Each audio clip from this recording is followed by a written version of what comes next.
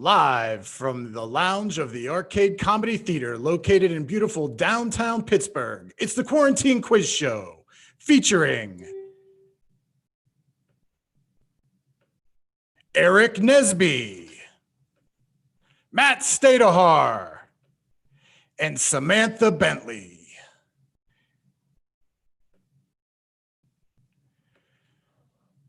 Good evening, everybody, and welcome to another episode of Live from the Lounge, a quarantine quiz show. It's great to be back. I'm your host, Jason Clark, and I've got a great group with me tonight to do the quarantine quiz show. Last week was a lot of fun, and it's great to come back and do this again this week. A lot happening here at the theater. We're excited as we continue to figure out what the new world looks like for the arcade. So I am ready to get going, get things fired up here at the theater. Tonight, live from the lounge, I got three great guests, my contestants. Let's bring them on in. Eric Nesby, Matt Stadahar, Sam Bentley, come on in. Yeah, oh, there you are. Sam, I've got you. There you are. Come on in, everybody. Go ahead and start that video, Sam. Everybody off the mute. You're looking good. Just waiting on Sam, but that's all right. We're going to make do as we're waiting for Sam. But great to see everybody. Guys, welcome to the Quarantine Quiz Show live from the lounge. How you boys doing tonight? Eric, good to see you, sir. Good. How are you? I'm doing good. I'm doing good. Like your glasses, like your suit. You like the suit. That's what you like. You like the suit, right? That's good stuff. That's good stuff. But yeah, it's I won't show you from the waist down. We know how that's all working during this time. So it's time to get things going here in a few minutes. And I just wanted to welcome everybody and just waiting. There's my good friend Sam. Got Sam on board. We're gonna go ahead and get you going. Looking good. Your video good. How about your audio, Sam? Let's talk about that. Go ahead and unmute so we can hear you, friend. We're all adjusting to the new world. I love it. You got the headset, Sam. She can't hear me. I got a phone call. I got to still work. Oh, there it is. Hey, Sam, we can hear you. See you. Say hello to everybody. We are live from the lounge. Oh, hey, Rick. What's happening? Yeah, Rick, I'm loving this. How about you unmute, Rick? Oh, Rick. He's gone. He hit the wrong button. So there's a surprise. Hey, anything could go here. I said I got a notice in the middle that says the host has asked you to turn on your video. Yeah, that's why I turned it on. It's good to see you, buddy. Yeah, I wanted to see. I wanted to fill some time, and then Sam made her way in. So just a time filler. Rick, good to see you again this week. And we'll let you go away, and we'll call you back in a second. All right, pal? I'll be back. I put a suit coat on because Eric was so impressed by that. Kids was playing anyway. Yeah, good stuff. Good stuff. We got Rick dressing up, looking good.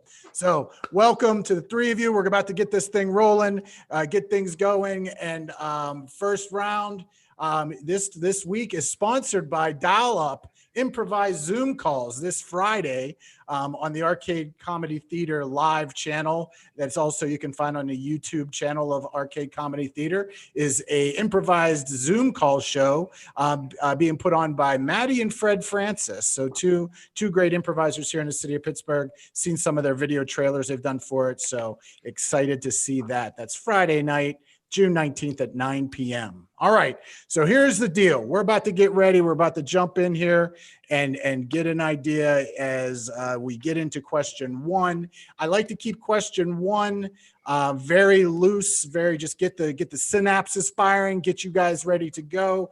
And question one comes from the category dropping bombs.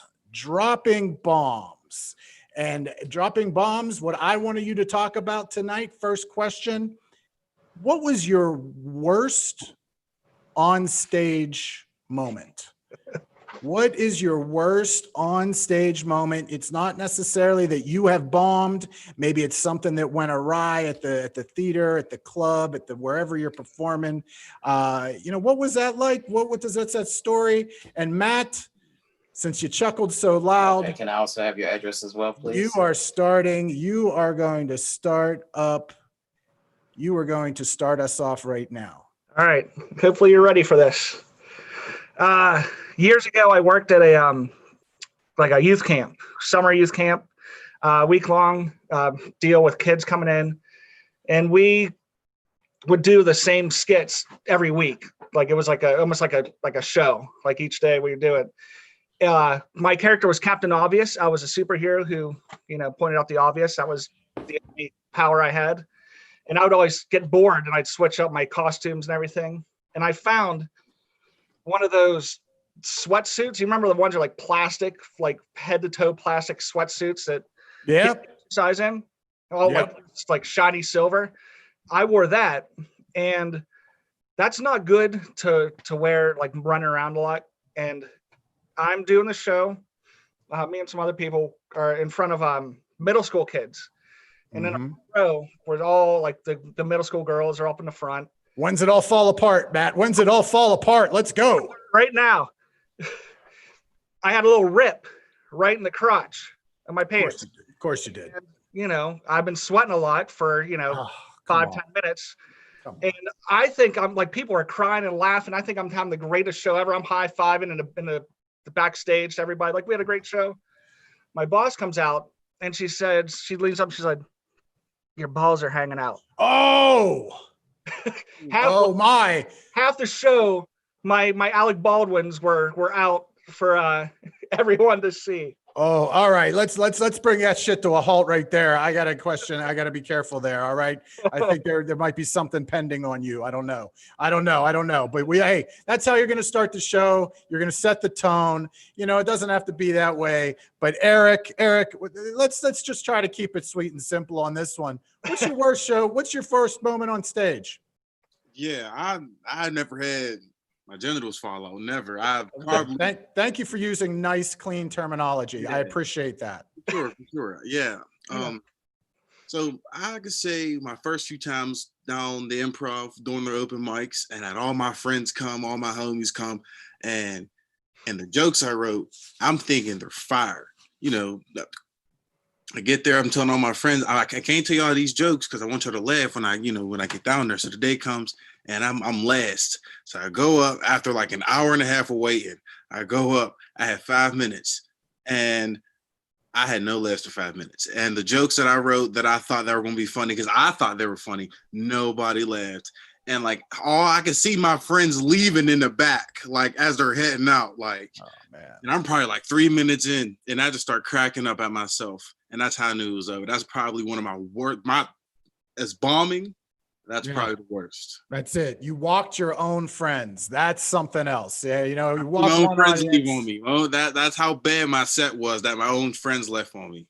Right. And we never talked about it either. I just kind of just swept it under the rug. I just kind of knew what it was.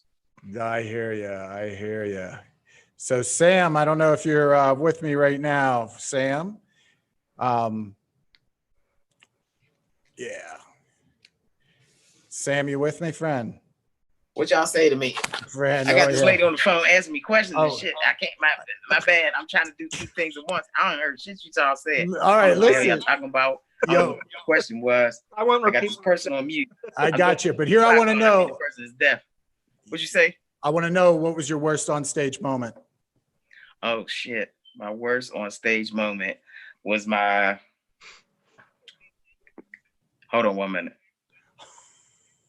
They'll give you a return label, man. This is happening. See, this is what we're doing. You got to take care of it. My first on stage moment was at the hall on the hill, the Ellis Hall, Ellis Hotel. And I was doing the show and there were strippers. And I was the opening act to strippers and nobody wanted to look at me. I bombed. It was like my first time. I was trash, yo. And I tried. You can see me shaking while I was on stage and stuff like that. Hold on 1 minute. That is it, ma'am. If there's nothing else, we can go ahead and end the call. And then that was my worst. The strippers, however, were great. They had good chicken wings. I could say that, but I was trash. And my cousin was there with me, and he just sat there and he just shook his head. You're very welcome. Have a good day, man. That's it. That's it. That's That's the whole it. time. My friend was there. She just kind of gave me that. You know how people look at you like you should shut the fuck up, but they trying to be nice. You know what I mean? Yeah. I don't have anything else, man. That's it. That's it. I love it. I love it. So that's question one in round one. You're welcome. Thank you. Matt Stadahart. Yeah. Matt Stadahart, potentially, I don't know. There might be some things out about you. We found out right out the gate that we got a question. Eric walking his friends. Like, it's one thing to walk a room, but you know you're trash when you walk your friends from the back of the room. And Sam, stripping wings. She's out there with the stripping wings, and I got to tell you, and she's multitasking, doing this show, earning her income. Her shit's essential. She's got money to make. I'm giving her extra points for this right now. But to get you all started, you're each gonna get 500 points to get us started. But Sam, I'm gonna give you an extra 100 to get things going for you. Multitasking. What's that? Shut up here. Good. Jealous. I'm All jealous. right, here we go. We're going into the second question, and this is the category backed by popular demand. We took a week off last week, but it is our good friend and my homeboy, Rick Seebeck's my homeboy. Rick, come on in. What's up, Rick? Good evening. I'm back. You are Hello. back. You're good. You're Hello, good. everyone. Hello. Good answers tonight. Very good. Although, Thank you. and I love Samantha double tasking. That's really great. I'm trying. And she's eating dinner. She's good. She's sipping out of a double cup. So the woman on the line, could she hear you talking to us? No, I was muting it. I would have lost my job. I ain't got time for that. I'd have threw my damn wow to let fucked up my job. I ain't got time because I'm 44. Like, you know what I mean? I'm old. I can't. It ain't like I can finagle a guy to let me move in no more. I really gotta work. Well, I admire you. It's really great. Thank you. All right. So I started, 2 weeks ago, I asked a real question. Even though I'm supposed to ask like hypothetical questions, I thought it's fun to ask a real question too. The rest of the evening will be much, much easier, I'm sure. But I gathered some information about some prominent Pittsburgh institutions and people. And actually, I think I'm going to start with this one, which is about a jazz musician here in town. What I want you to do is to say the word ding, as though you're ringing in on Jeopardy to answer the question. You don't have to answer in the form of a question, but I want you to say ding when you think you know this person's name. Maybe the most famous pianist who ever was from Pittsburgh. Ding. I got it. Who's that? The most famous pianist from Pittsburgh is named Habib Salim Thomas. He's 37. He has an artificial hand, and that's what's so special about him, because he has a hook, and he is able to play with 5 fingers and 4 fingers. Let me get that right. The thumb plus the hook. He has other attachments. He's just learning to play the flute. Great guy. He is African American. He's light skinned. And as I said, he has a lazy eye. So he has a bit of a handicap, which is so tremendous. He has 7 children, fathered by many different women. Popular man. I met him a time before, and I also fathered a child with this man. My child's eye is great. But I'm just saying the other kids is kind of afflicted. Them other kids are ugly, but we're not gonna talk about that. I'm sorry. But yeah, he was a great pianist. Is that how you said, pianist? Well, you want to be careful when you say the word pianist, Yes. because it sounds too much like a body part. Yes. Um, Matt knows about He that. had a great pianist. Is too. He did. So, but I couldn't understand his name when you first said it. Can you say his name again? well, his first name is Habib, and now it sounds Muslim, but he's, like I said, African American. So, a lot of times we take them names and associate them. So his middle name is Salim. That's also a Muslim name as well. And the last name is Thomas, which we know is plain African American. That's our last name right there. So, Okay, cool. Well, the person, the jazz musician, I'm asking about, as all truly wonderful jazz musicians, I think, is also African American. He was born on North St. Clair Street in East Liberty. Okay. In 1923. Okay. I bet you I know that. And from the age of 3, he could play anything he heard by heart.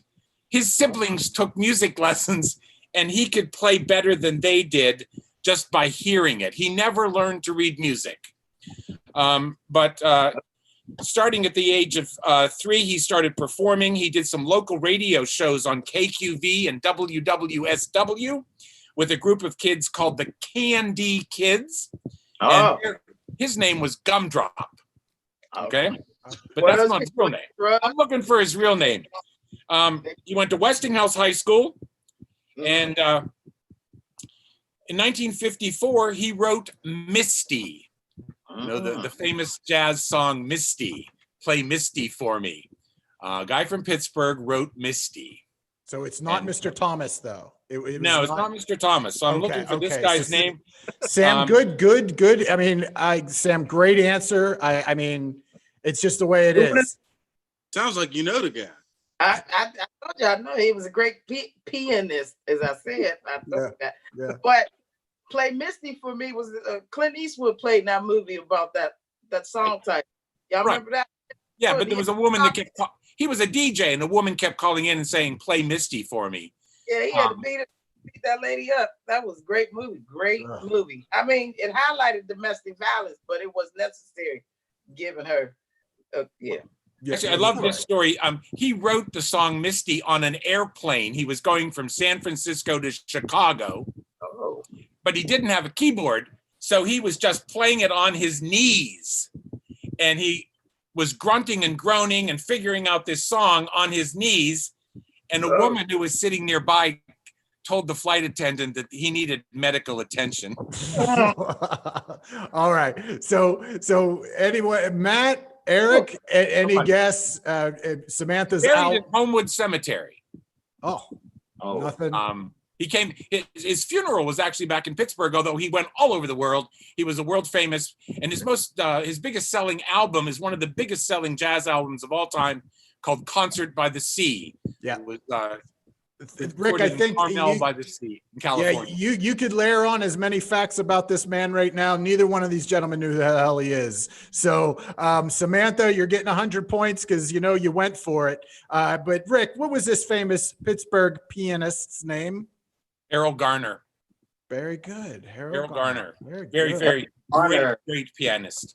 Yes, man. And now maybe if you just said the trombone, my uncle plays on Fifth Ave on the corner. Like I know he does that, but good. That's good. All right. Whereabouts does he play? Whereabouts now? Right on Fifth Ave, right on the hill, right in Fifth Ave, right when you pass the gas station. Okay. That's your uncle. That's your uncle. Right by the pizza shop, right on the corner near the pizza shop near the gas station. That's where he's at. Is he single? Is he? Mine, but he might be single. Does he look like your father? Because your dad, he look like a little bit like your dad. No. My mom's side. All right, so we're spoiling the bonus round, which is find Samantha a man. That's the bonus round. So let's not get ahead of ourselves. Rick, go ahead, Rick, with your next one. All right, my second question. Yes. We've had a lot of newspaper news in Pittsburgh in the past week or so, all kinds of problems at the Post-Gazette.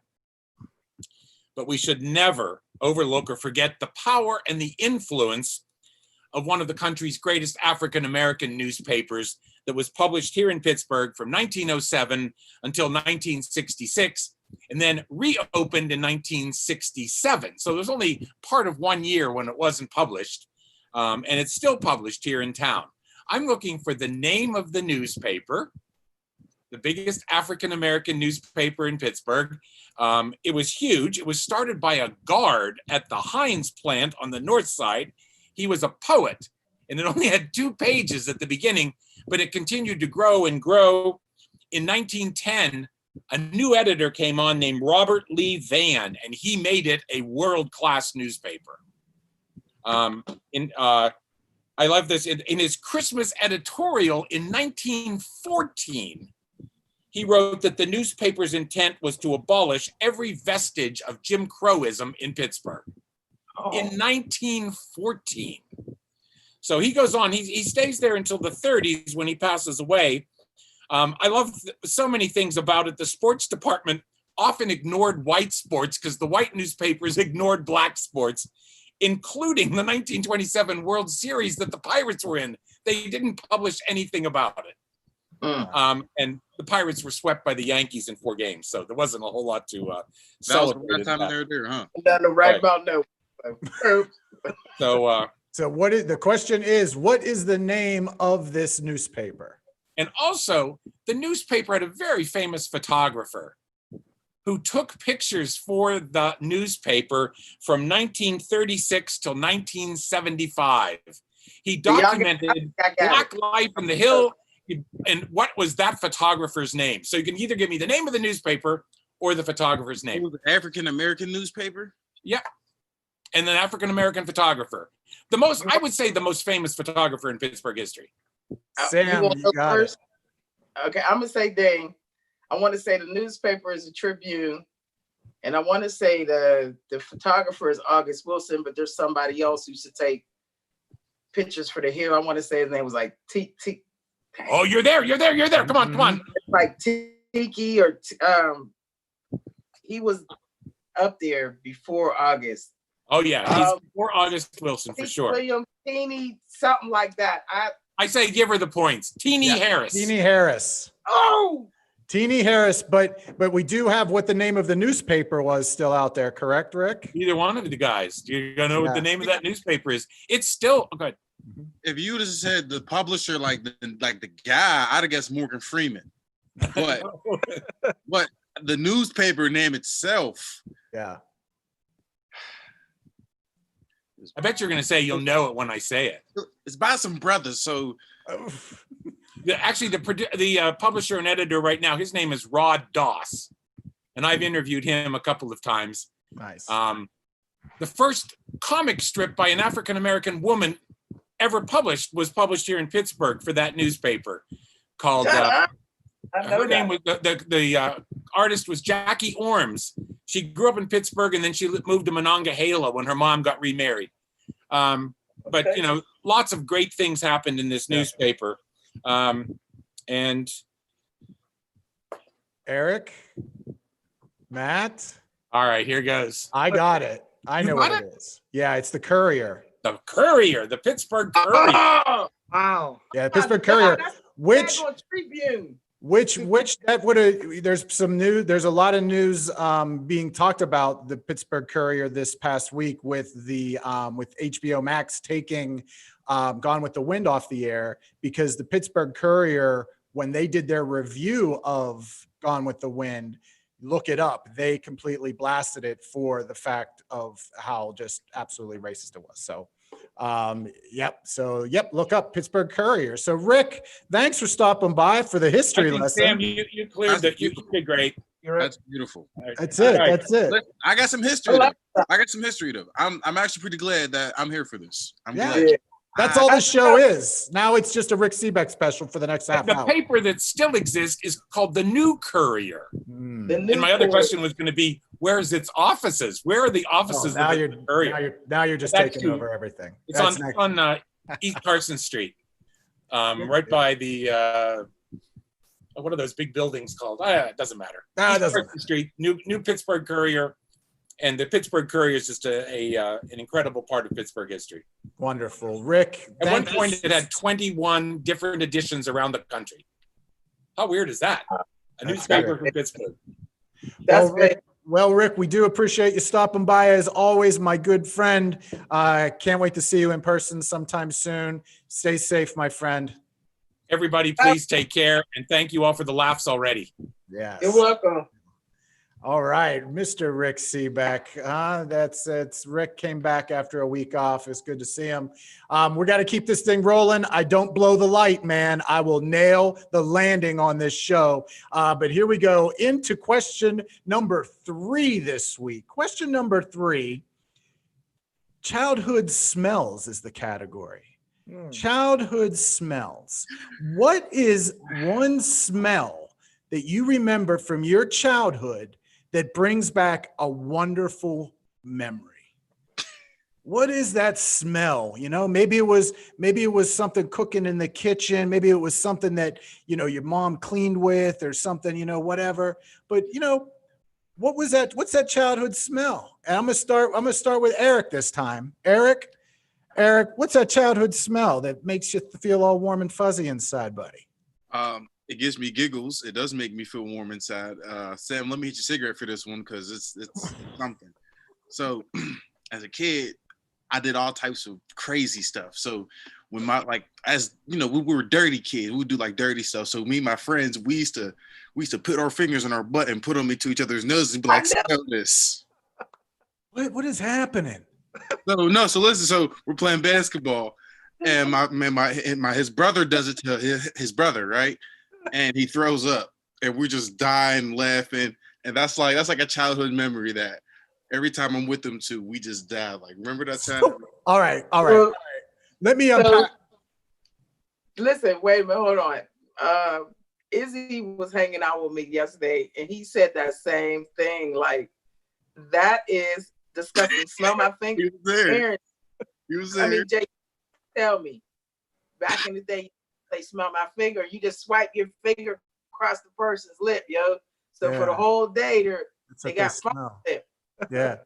So for scoring reasons, for official scoring reasons of this game, your answer for a smell that you smell that brings back a warm memory. So every time you smell ass crack, you think of you and your boys, your friends having a good time. And all right, hey, your answer's your answer. Sam, he set the plate. I mean, let's try to bring this under control. Sam, what's that one smell that reminds you of, you know, your childhood and it's a warm feeling? Yeah. What's them things called? Scallions or scallions? Yeah. I got a goddamn call. That makes all right. my great grandmother's house. I got to mute y'all. Go ahead, mute us, Matt. Matt, what's that smell for you? I'm gonna take it easy this time. And for calling the everything I like here. I may assist you. Oh, I remember when I smell hyacinths, like the Easter flower, you know. Okay. It just reminds me of whenever I was a kid, like young kid, going over to my great grandmother's house with family and hunting for Easter eggs and stuff like that. Okay. Nice, short and sweet, and pretty clean this time. I love it. Yeah. I mean, you're not sticking your fingers up your, you know, listen, hey, everyone's childhood's their own childhood. They got to do it. As kids, man, you know, whenever you bored, you know, whenever kids get bored, you know, kids do dumb stuff. And that's what we did. That's what we thought was entertainment. Like, Eric, you don't have to, Eric, please, sir, you do not have to defend your childhood at all. You know, we started off with Matt talking about an obscene show that he did in front of some middle schoolers. But I will tell you that I'm going to call our good friend Rick back in. Rick? Hey, Rick, come on back in with us, friends. We're going off script. I know, not like this is scripted, but Rick, if you want to come join us again, please. Because I would imagine that Rick has an amazing childhood smell that reminds him of something wonderful, that is a warm feeling of good, fun times. Rick, childhood smells. I mean, I would just have to say my mother's kitchen. Yeah. You know, she used to make these things. When she made a pie, she would take the extra dough and she would put sugar and cinnamon on it, and then she would roll it up, and we called them snails. And that smell of those little, you know, extra pie pieces, snails, incredible. Very good. I can still smell them today. See, that's what I was sort of going for. And Eric here's the thing about doing these things. I come up with these things. They just pop in my head when I'm driving. I'm just like, oh, what's a childhood smell? That'd be fun to know what my friends' childhood smells memories are. And if we could tell the stories of you through your story of your Eric, you did it. You did it. You just set that bar so up there. But good for y'all. But when you said that, I started laughing. That's why I was like, yo. Hey, That's what's, you know what, that's what's great about this show. Just go with the first instinct. It's okay. We'll roll with it. We'll have fun. But it does appear that we have been disconnected from our friend Samantha Bentley. So Rick, if you could honor me and just please stay with us and go through some rounds with us and some questions, as I have lost my friend Samantha to, I think, her job. Well, you'll probably double my salary, right? Yes, absolutely. Multiply the first number you're getting paid by whatever you want it to be. Yeah. Okay. All right. Very good. So very good. All right. So that's the first round. For that round, I'm giving out points. You know what, Eric? Man, that's a duty call, man. You're getting 2 points for that. 2 points. 2 points for that one. And my friend Matt, you know, it just was it invoked a good feeling for you. I'm going to give you a nice, cool 200 points for that. Okay. And Rick, you're playing for our good friend Samantha Bentley. And your answer, who could go wrong with that recipe you just gave me? I'm going to go home. I'm going home. If she comes back, I'm happy to, you know. Oh yeah, we're gonna duck you out. We're gonna duck you out if Samantha comes back. Yeah, but we're gonna give you for the mom. As far as I was concerned, so far she was the star of the show. And Rick, just so you know, any show she's on, you best believe she's the star of the show. She is an amazing, amazing talent. So not that you all aren't, but she's badass. You know this. Anyways, so 2 points for Eric, 200 points for Matt. And, you know, Samantha and Rick playing up and teaming together here. You know, I'm going to give you 250 points. All right. I liked it. That's the way it's going to go. All right. On to round two. We're moving through. We're round two. We're coming around the corner. And round two is sponsored. I like to sponsor, call out a local business, a local Pittsburgh business when I give one of my sponsorship rounds here. And for round two this week is Chocolate Fusion. Chocolate Fusion is located at 3703 Butler Street in Lawrenceville, and they are where flavor and fantastic collide. That's the truth. It's a great candy shop. It's just about half a block away from Driftwood Oven. So we put our order in at Driftwood Oven, and I got to go around the corner and get some chocolate, some fudge, and those types of things. So that's our sponsor for this next round, and you know, it's a good spot. So Rick, if you haven't tried it out, really good. And they do like to give away samples for you to taste all of their fudges and all of their other things. And there's Samantha. Samantha's back, feeling good. So Rick, call my name if you need. Stay by, buddy. Stay by if we need you. When Sam's got a customer service complaint, she's got to rip someone a new ass. We'll call Rick back in, but there it is. So, all right, round two, question one. Let's keep this train rolling. And this one here, crowd favorite. People love this one. This category is that who I think that is? Is that who I think that is? I want to know, have you had a chance encounter with a celebrity that you have not been on a show with? You know, walking through Ross Park Mall and you bump into Hines Ward. I don't know. Who have you looked at and said, is that who I think that is? I'm going to go with Sam. Sam, are you with me? We're going to go ahead with Eric. Eric, you're up. Give me a celebrity encounter, my friend. So is it really the celebrity, or is it someone who looks like a celebrity? Whatever that means to you, my friend, whatever that means to you, go with the story. So now this happened like a year ago. I ran in. There's these rappers who I like to listen to. They had a concert in Pittsburgh the night before, and something uneventful had happened, and the thing was canceled. But I seen him at Ross Park Mall, which was funny that you said that, right? And I was like, yo, now these dudes are from Chicago. These guys are like big, hard, you know, tough guys. And I was with my friend. I was like, yo, that looks like such and such. And I pointed, and like they see me point. So I'm like, I got to go say what up now. If not, they're gonna Swiss cheese me and you. So I went up to them, and they were cool. Like they're actually really cool. They were cool. I got a picture with them, and so it was them. It was them. It was really there them. It is. It was there them. It is. What's the shout out? Well, who's the artist? FBG Duck. Sure thing. Sure thing.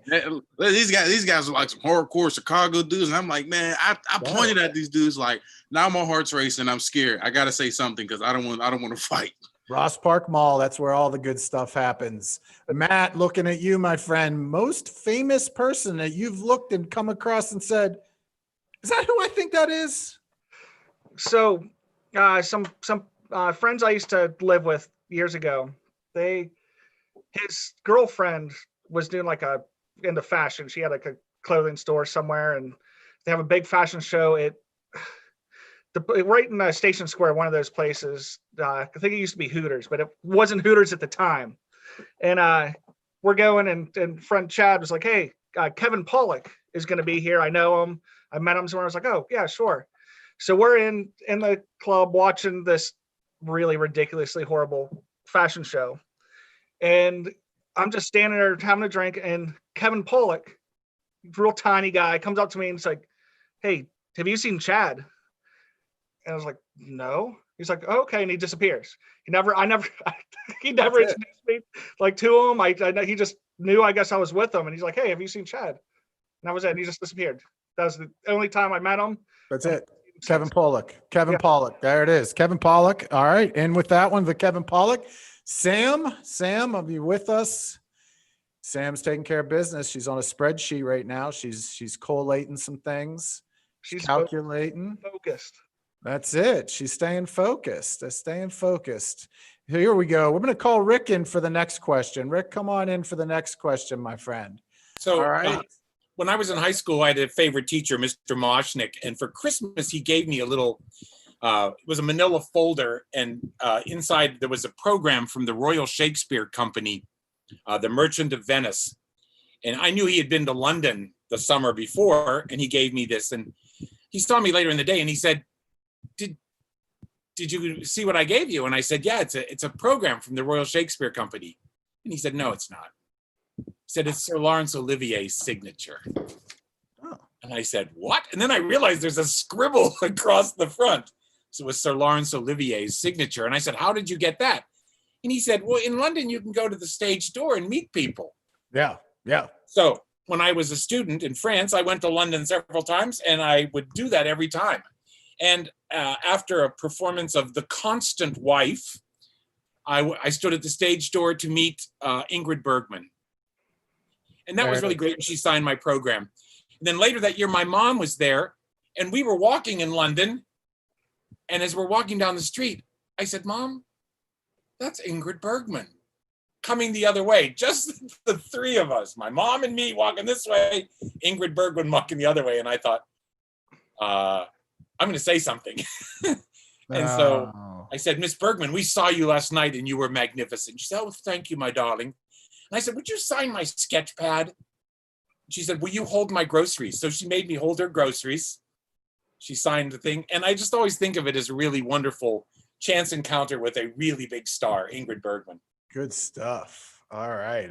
Well, Sam's knee deep in this one here. Knee okay, deep. So I'll say this too, that I had a friend that year, and he said, after I met her the first time, he said, did you say it? And I said, what? And he said, did you say, here's looking at you, kid? And I said, no, I didn't say, here's looking at you, kid. He said, you could always say, you said, here's looking at you, kid, to Ingrid Bergman. That's it. And then when I saw her with her groceries on that street, that's all I was thinking the whole time. Can I say, here's looking at you, kid? Yeah, but I couldn't get it out of my mouth.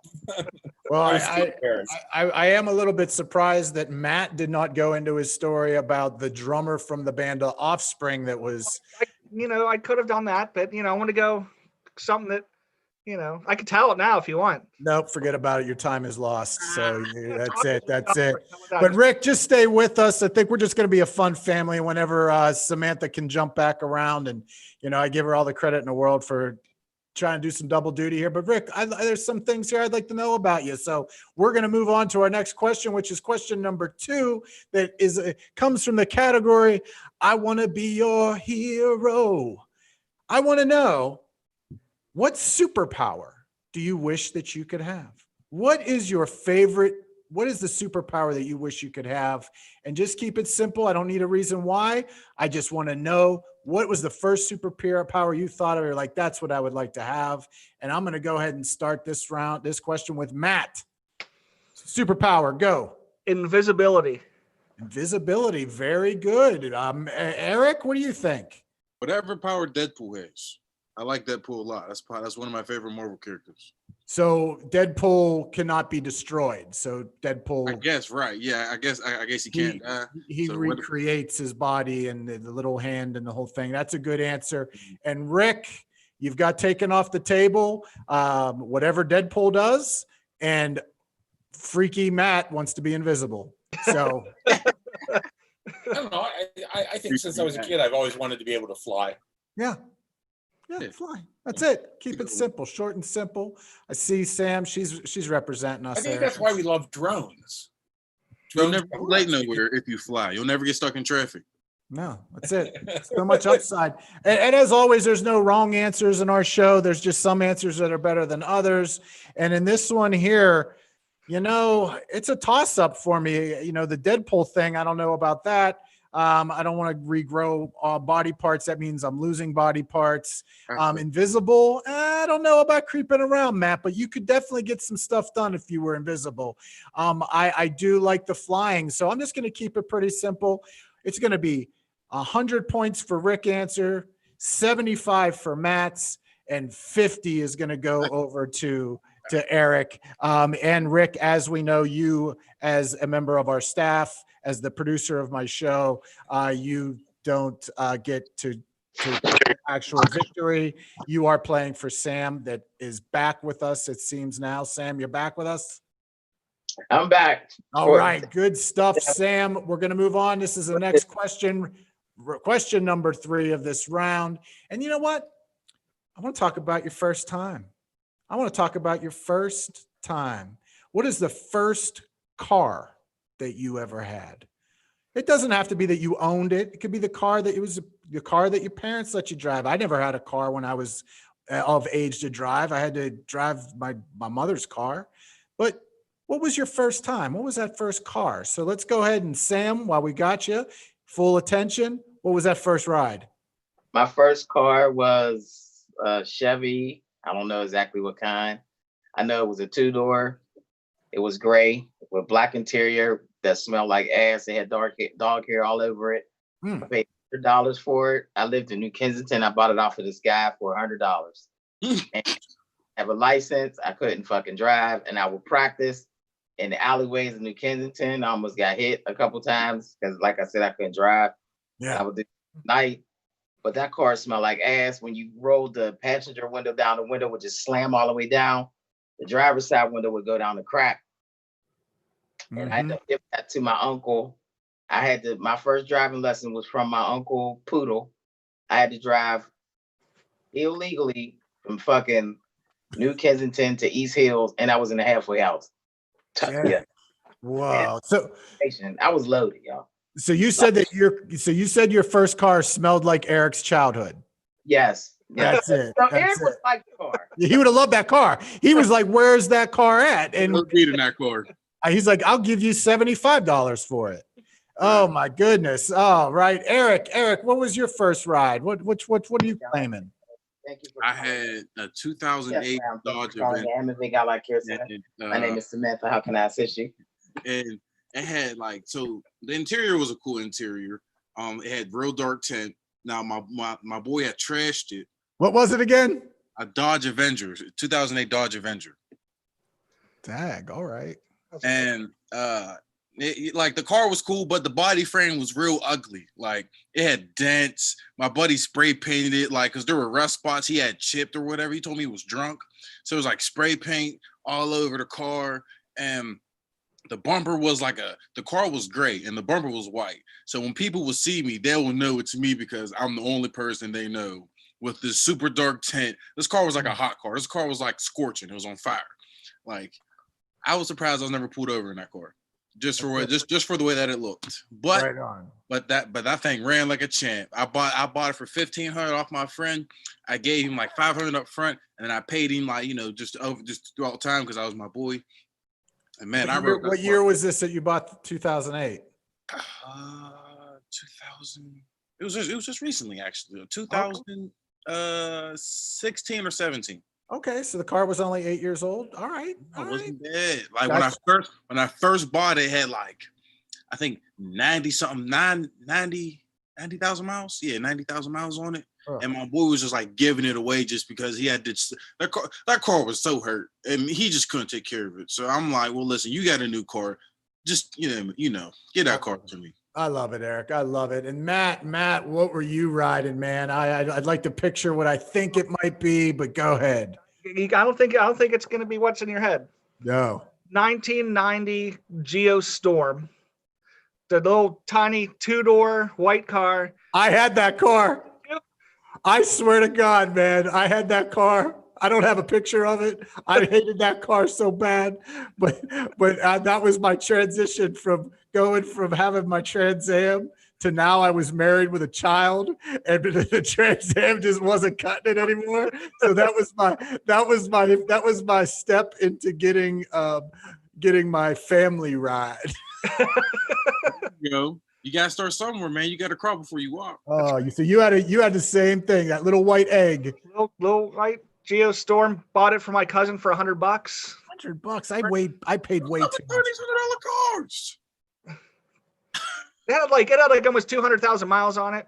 Oh, Yeah, it was Almost 200,000 miles. What year was this? like a 1990.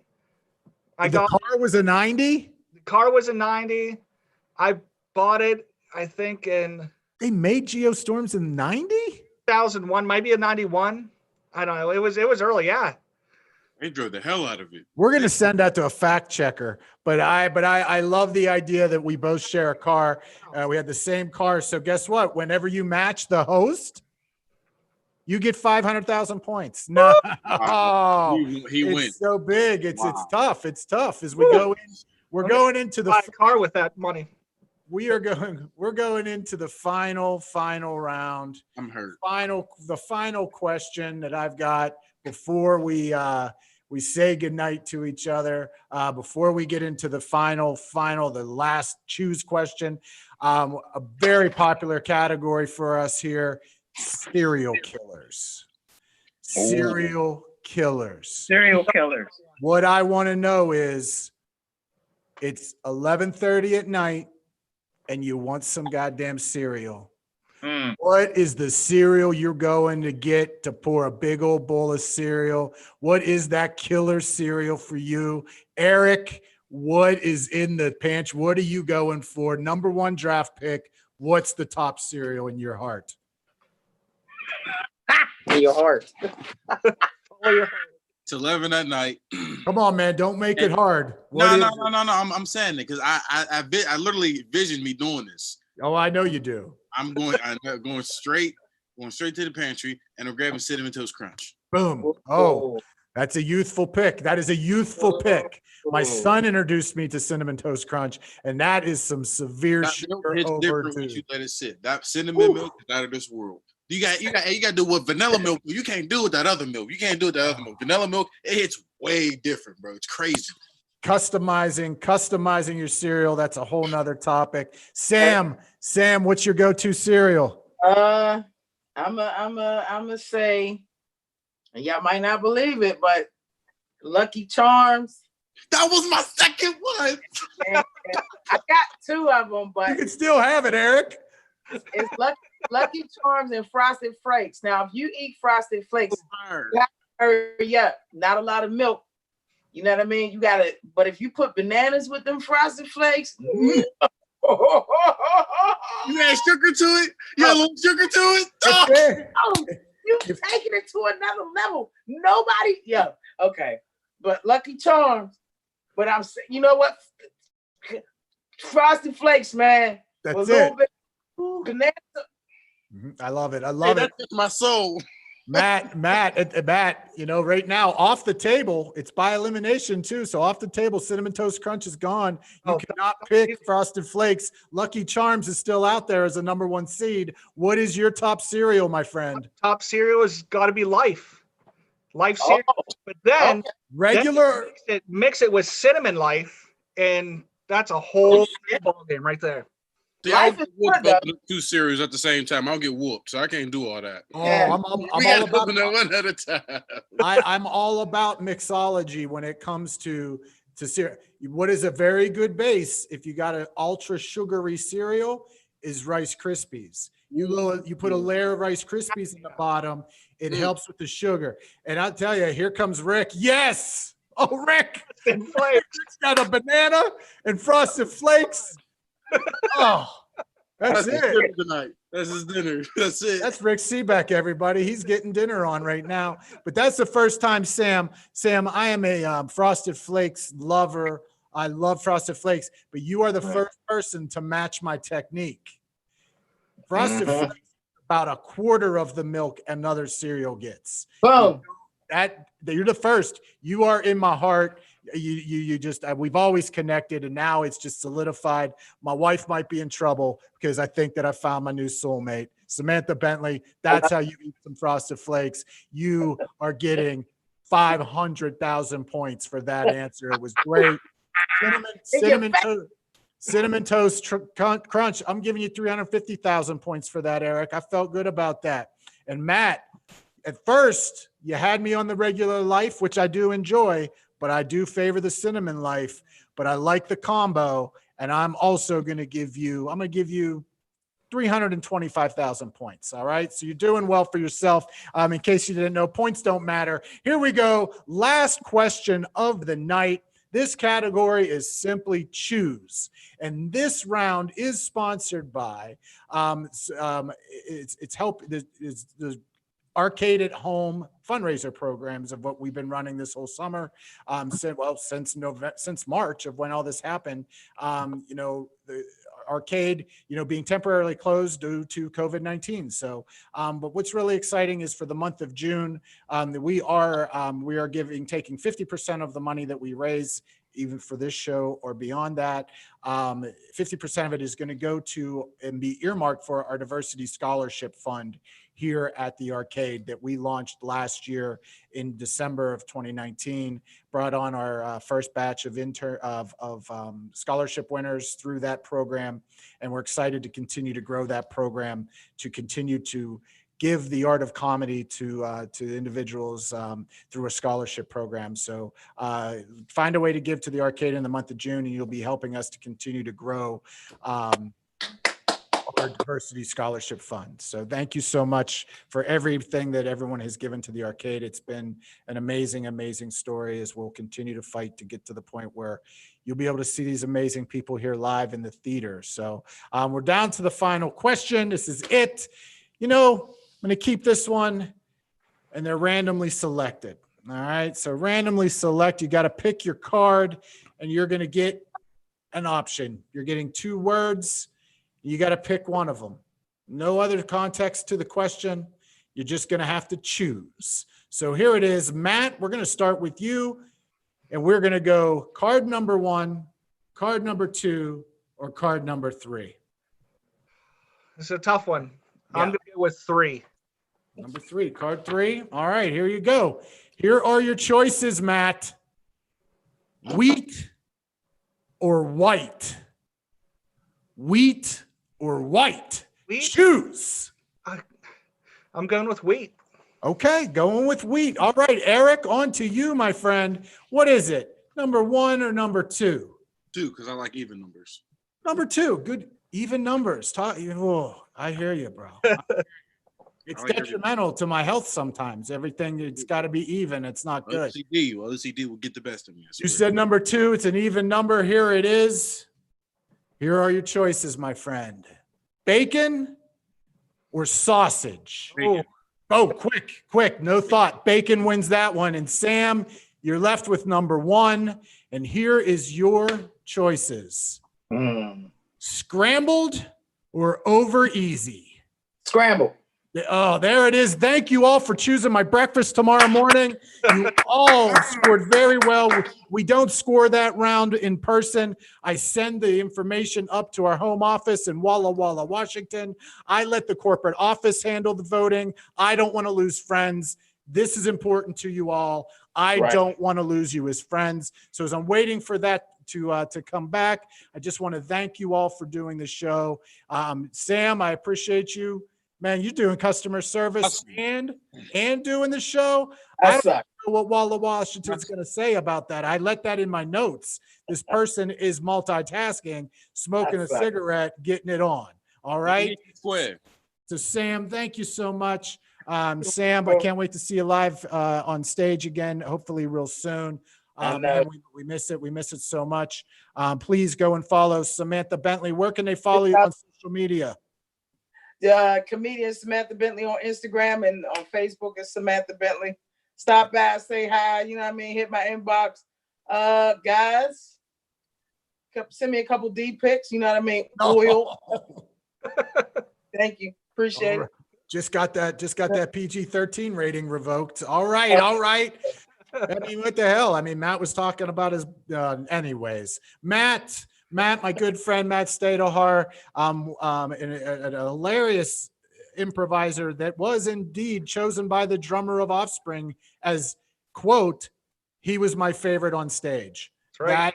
That's high praise. Wow. So, but also Matt, one of our house managers here at the Arcade Comedy Theater. And buddy, can't wait to be working with you again. Can't wait to see you back on stage. And, where can people find you on social media, buddy? Yeah, you look me up on Facebook. That's it. He's all about the Facebook. He's an older guy. That's what he's about. That's it. All right. He's a good guy right there. See, go and take a look at his pics. Eric, my good pal, my friend. Eric, a great young stand-up comic here in Pittsburgh. Yes. Eric, you started hosting shows at the theater. We do these 3-month runs of people hosting and booking shows for us, and you got one in the bag, and then a virus took us all down. I got two. I got two in. I got two sold out. I got two. Listen, I was keeping count. Okay. If I go 3 for 3, but I'll count this as We get you back on. Yeah, we still will. I will let Mike Rubino, our programming director, know that he still owes you a month of booking. So, you got disrupted by the corona. But Eric, where can everybody come and see your beautiful face on social media? I'm on Facebook, Eric Nesby, AARRK, last name NESBY. Instagram, King Nesby. I know I had to spell it because people, you look up the wrong Eric and you'll find somebody else that ain't me. That's how that generally works. Yep, I get it. Go ahead. That's it, Eric Nesby, and you're going to find you on Instagram and on Twitter as well. So look up our good friend Eric Nesby. So here it is. I got the results in, and coming in third place tonight. Third place. The big wigs at the home office, they've got a hard time with the whole finger sniffing thing. And but Eric, you played a great game. You did finish in third place. That did you in. They just couldn't handle it. They're not, they just don't know. They don't know. And coming in first place and winning this week, you know what? Listen, man, it's a first for us. We've been doing this for weeks now. Had somebody who was like, Jason, I got to work too, but I'm doing the show. And she did it. And she is our winner tonight. It is Samantha Bentley. You win. Thank you. Quarantine quiz show winner. Just so everybody knows, what kind of cigarettes were you smoking? What's the brand? Newport. And 100. I got to get a store because 100s, and I got to go to the store that I ran out. I was smoking what they call shorts. That means you smoked all you can, you put it out, and now you backpedaling, relighting. We don't want to talk about it. Hey, we've all been down that path. You got to go do it. You need me to go get you some smokes? You need me to go get you a twig? No, good? I got a couple dollars here. Because I can't spend, you get money, you can't really do nothing with it because of COVID. Where you gonna go? I go to Dollar General and the grocery store. That's who all get my money. They don't have Newports at Dollar General, do they? Yes, they do. They do have that. Really? Yeah. You might get buy drugs at my Dollar General. I can get some weed. Okay. All right, good. So I cannot. Well, I'm telling you what, I'm running the bachelor life this week. My wife went away for the week. So, I'm just living that life. I'm painting the house. That's what I've been doing all week. Y'all are beautiful. Thank you so much. Thank you for your friendship. Thank you for always doing and performing at the arcade and supporting the arcade and just being the talents you are and the great human beings and friends. Everybody, that's the end of the show. Be safe. please wear your damn masks, and we'll hope to see you real soon.